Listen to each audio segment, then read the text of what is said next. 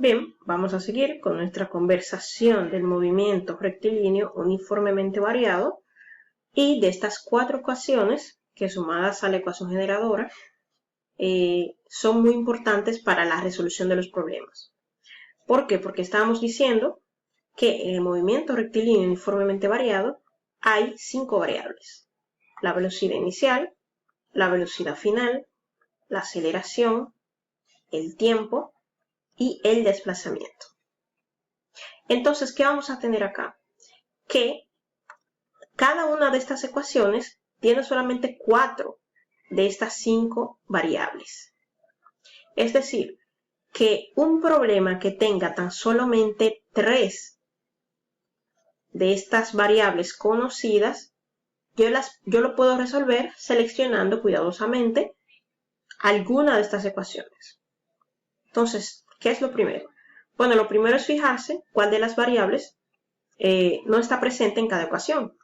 Hayamos dicho que en esta ecuación no está presente el desplazamiento, que en esta no está presente la aceleración, que en esta no está presente el tiempo y que en esta no está presente la velocidad final.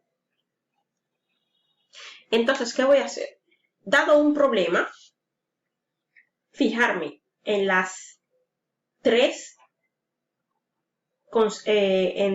variables que conozco y elegir una ecuación que tenga esas tres variables y la que yo quiero encontrar. Entonces, vamos a hacer un ejemplo para esto. Vamos a decir lo siguiente. Tenemos este problema. Tenemos que un cuerpo parte de reposo y logra desarrollar una velocidad de 38 metros por segundo al cabo de 4 minutos. Entonces se nos pide determinar primero la distancia recorrida y luego la magnitud de la aceleración. Entonces, lo primero que yo debo hacer es fijarme en cuáles 3 variables yo conozco. Deben ser 3, porque si no, el problema no tiene solución. Porque me va a quedar una ecuación con dos variables o con 2 incógnitas. Y una sola ecuación con 2 incógnitas no la puedo resolver.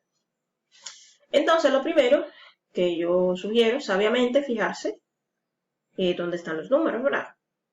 Entonces, ¿qué digo? Logra desarrollar una velocidad de 3 metros por segundo. Ok, voy a poner velocidad 38 metros por segundo. Esto es, como es minuto, es tiempo. Tiempo es 4 minutos. Entonces, vamos a ver algo. No tengo ningún otro número. Entonces, esto es algo muy importante al momento de interpretar los problemas.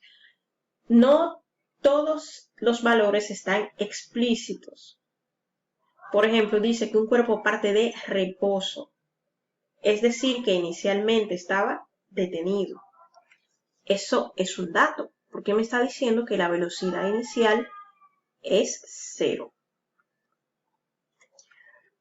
Y bueno, dice, logra desarrollar una velocidad de 38 metros por segundo al cabo de 4 minutos. Lo que eso implica es que esta es la velocidad final. Entonces, tengo la velocidad inicial, tengo la velocidad final, tengo el tiempo. Y bueno, evidentemente me piden calcular la distancia recorrida,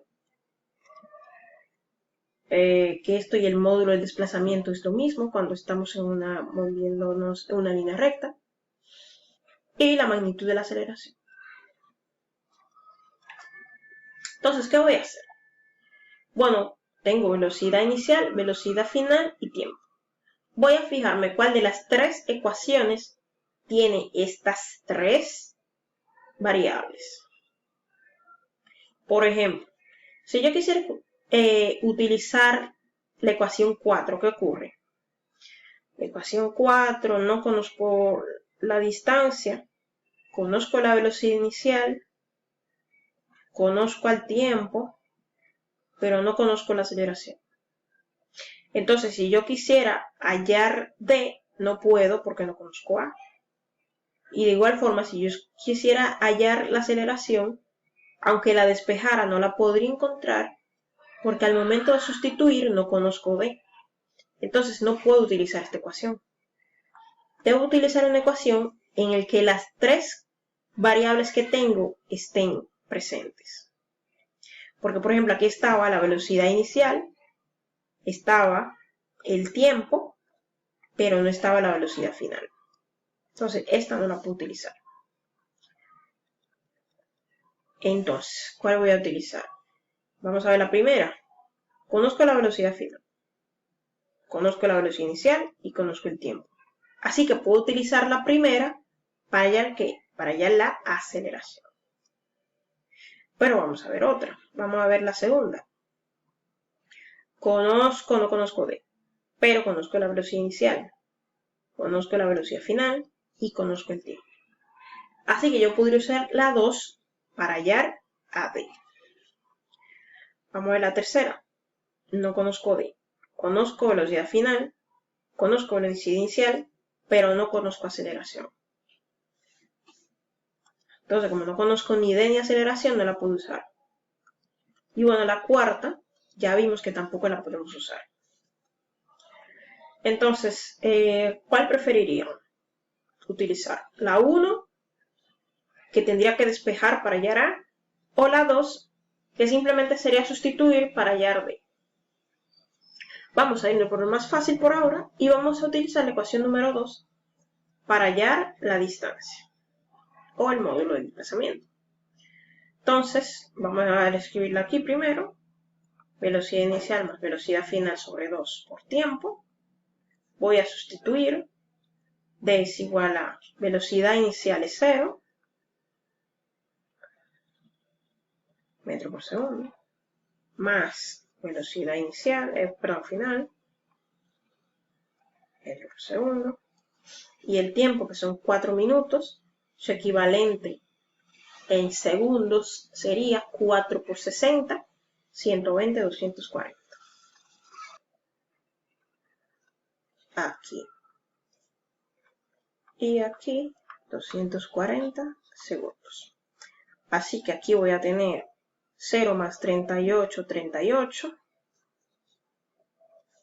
Entre 2 sería 19 metros por segundo por 240 segundos. Y la distancia entonces sería ese producto, que sería 4560. Acá veo que este segundo que multiplica se cancela con este que divide y el resultado me queda en metros. Y esta es la distancia que recorrí en ese lapso de tiempo. Entonces, ahora ya conozco 4 de las variables. Conozco velocidad inicial, velocidad final, tiempo y desplazamiento. Entonces, ¿qué puedo hacer acá? Bueno, ya conozco 4 de las variables, así que puedo utilizar cualquier ecuación para hallar la constante, la variable que me falta, que es la aceleración. En este caso, voy a utilizar la ecuación 1, que realmente es la ecuación generadora despejada, así que la voy a utilizar en su forma original. Entonces, yo sé que la aceleración es velocidad final menos velocidad inicial sobre tiempo. La velocidad final, 38,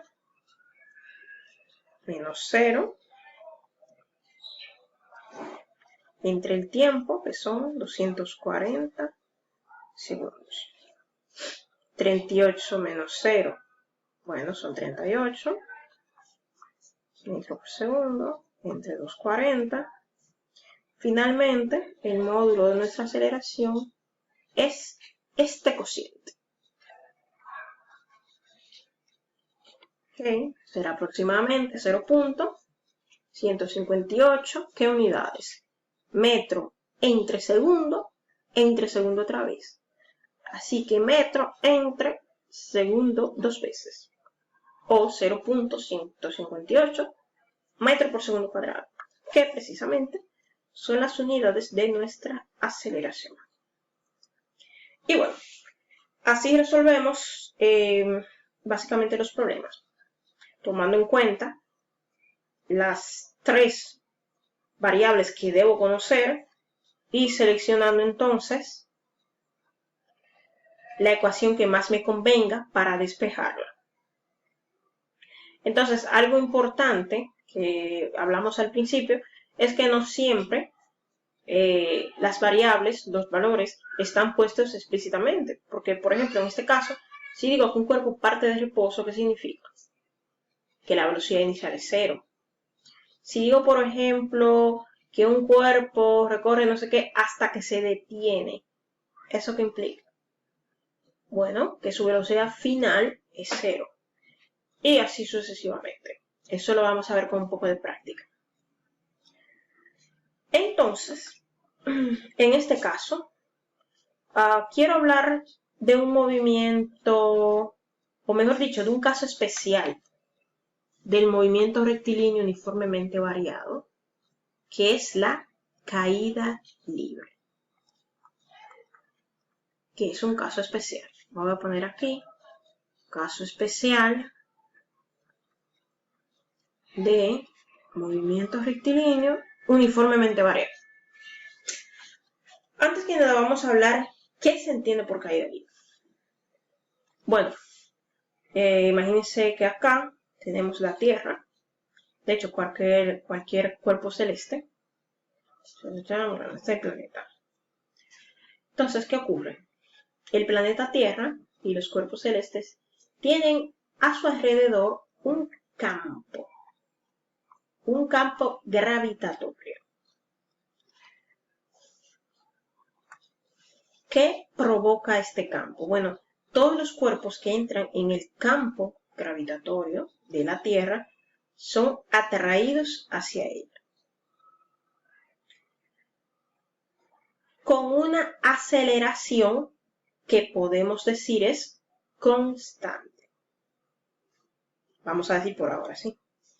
Esta gravedad, esta aceleración, es lo que se conoce como gravedad. Entonces, tengan mucho cuidado, la gravedad no es una fuerza, hay una fuerza gravitatoria, pero cuando hablamos de gravedad es una aceleración que ustedes han de conocer, cuyo valor es 9.8 metros por segundo cuadrado. Esa es su magnitud. Ahora bien, y mucho cuidado, porque sé que está acostumbrado tal vez a otro tipo de cosas, la gravedad, al ser una aceleración, es un vector. Es decir, tiene una dirección.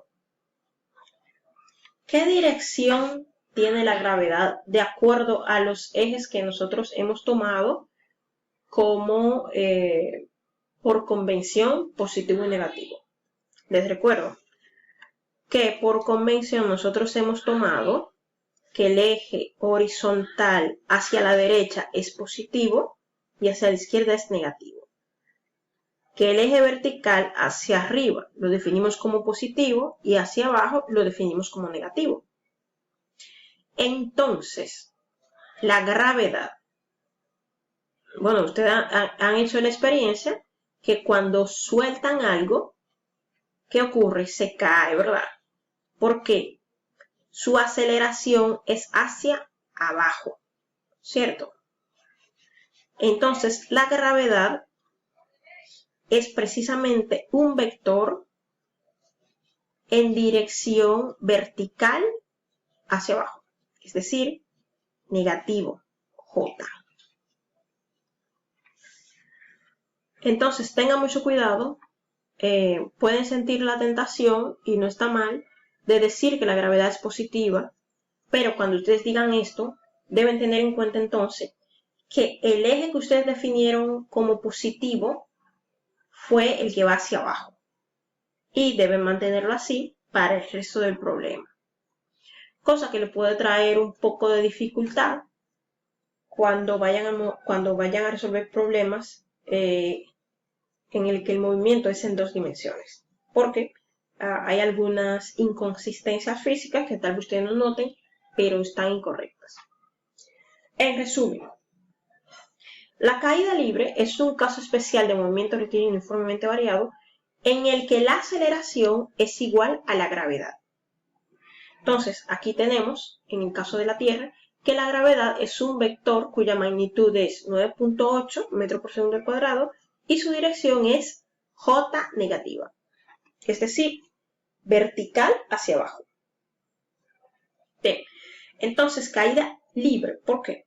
Bueno, porque no hay nada que obstruya la caída. Por ejemplo, se toma en cuenta que los cuerpos caen en el vacío. ¿Qué quiere decir esto? Sin resistencia del aire. Cuando no hay resistencia del aire, si uno lanza una moneda, por ejemplo, y uno lanza, déjame pensar, un carro de un edificio, por ejemplo, el parqueo de Ágora, si usted tira un carro y una moneda al mismo tiempo, caerían juntos, si no fuera por el efecto del aire. Entonces, en los casos de la caída libre, se desprecia la resistencia del aire. Porque ustedes dirán, bueno, de hecho, ¿por qué cuando usted se tira con un paracaídas cerrado no es lo mismo que tirarse con un paracaídas abierto?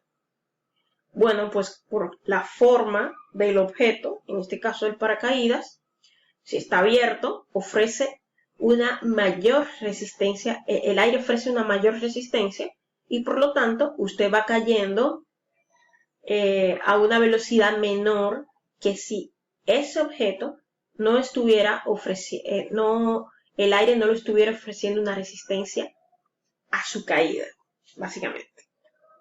Entonces, por eso es que en la caída libre nosotros vamos a suponer que no hay resistencia del aire y que todos los cuerpos, sin importar la forma que tengan, caerán si son lanzados desde el mismo lugar al mismo tiempo. Van a caer, van a tocar el suelo en el mismo instante.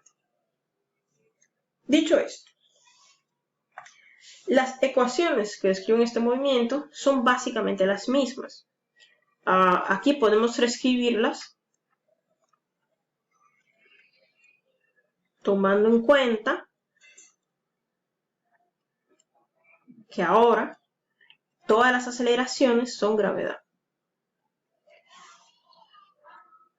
De manera que ya por defecto, cuando estoy hablando de que algo cae, ya sé que la aceleración es la gravedad y ya tengo una de mis 3 variables que necesito, ya la tengo conocida. Por lo tanto, solamente necesitaría 2 variables extra para yo poder resolver mi problema. Entonces, vamos a escribir estas 4 ecuaciones.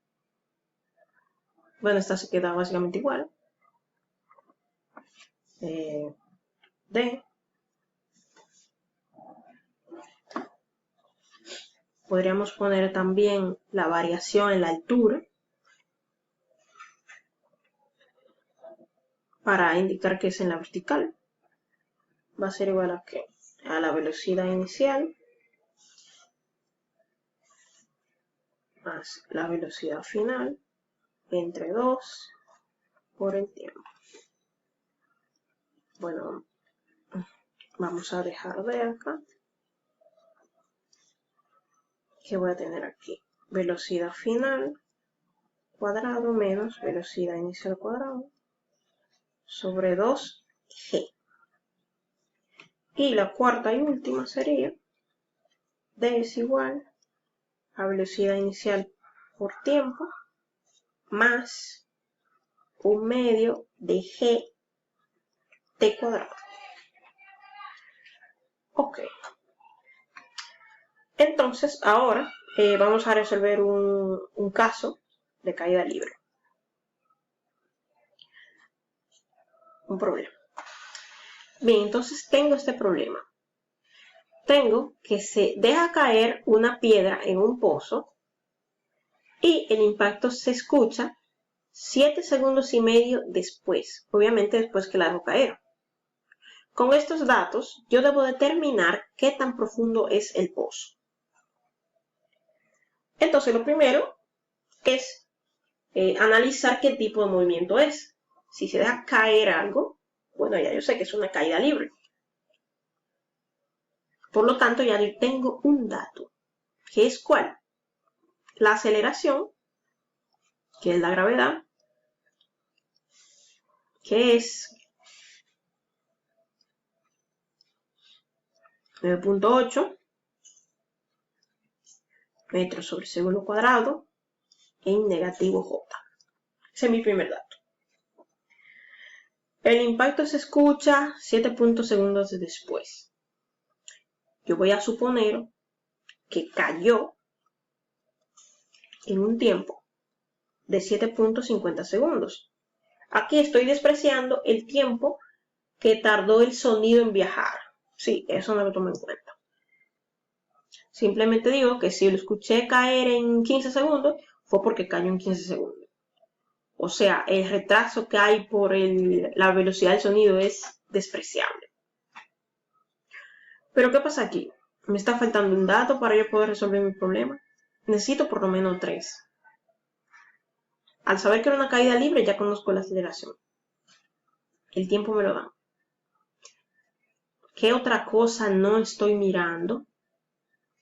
Ya sea la velocidad inicial, ya sea la velocidad final, ya sea el desplazamiento. ¿Qué estoy obviando? Bueno, esta frase. Se deja caer. Si yo digo que algo se deja caer, es porque su velocidad inicial es 0.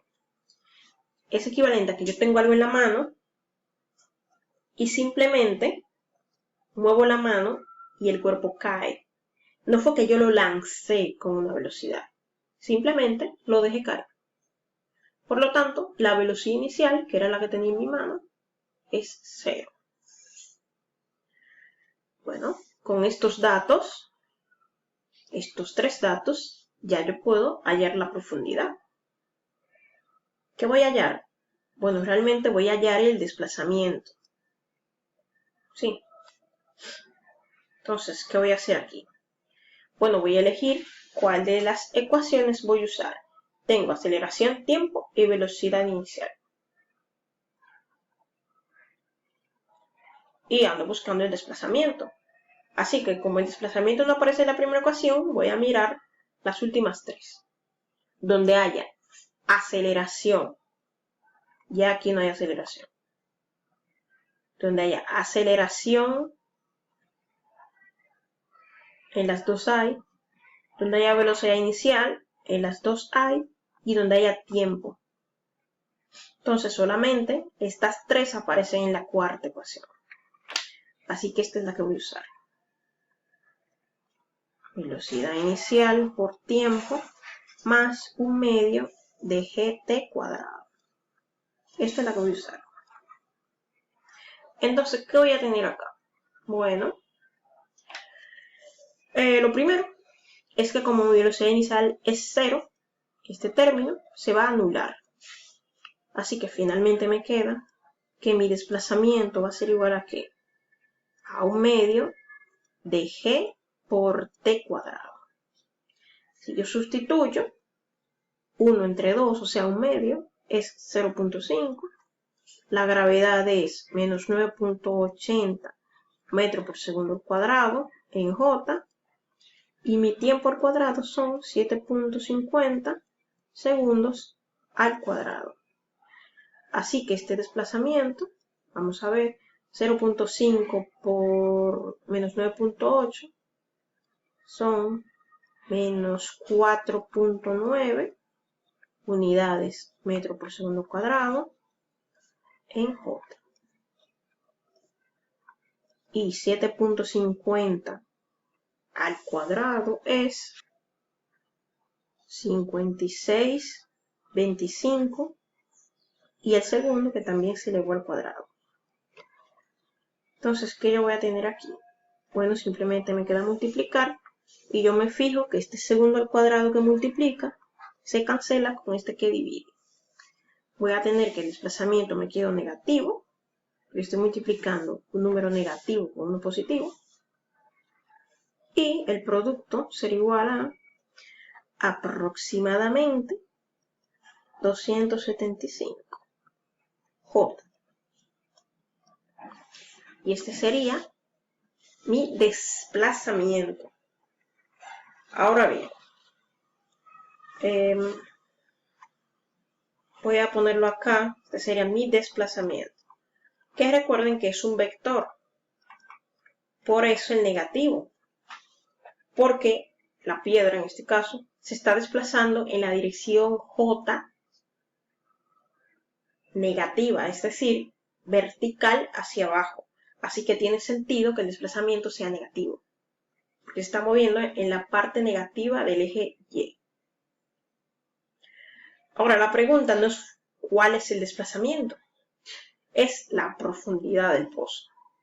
Así que si yo tuviera que responder con palabras, diría que la profundidad es igual a 275 metros, aproximadamente. Y esta sería mi respuesta. Y bueno, básicamente, esto es lo que debo tener en cuenta cuando me encuentro con un problema de caída libre. Aquí es metro en J. Bien, dicho esto, en el próximo video vamos a hablar acerca del significado de los gráficos, desplazamiento en función de tiempo y velocidad en función de tiempo en este mismo movimiento, en el movimiento rectilíneo uniformemente variable. Nos vemos en la próxima.